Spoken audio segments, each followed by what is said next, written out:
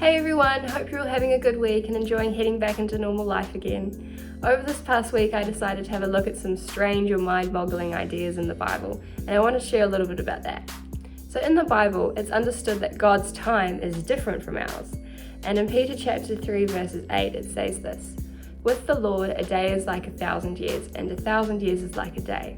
So that we know he has a different clock from us, and we also know that he has a plan for our lives and knows what's going to happen. So this raises the question, what does God's timeline actually look like? Is it straight or is it circular?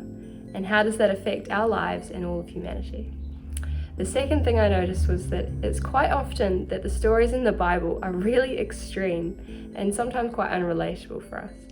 So Jesus died next to a murderer, Saul killed Christians, Abraham nearly sacrificed his son, and these are all rather strange things to find in the Bible.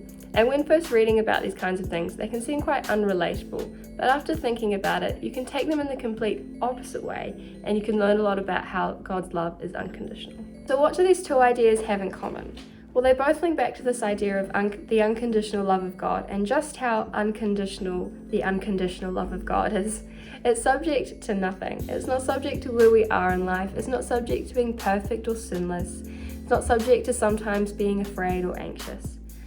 And this can seem like quite a simple thing, but we often find ourselves in situations in life where we've been very hard on ourselves or the people around us, and we end up feeling quite empty.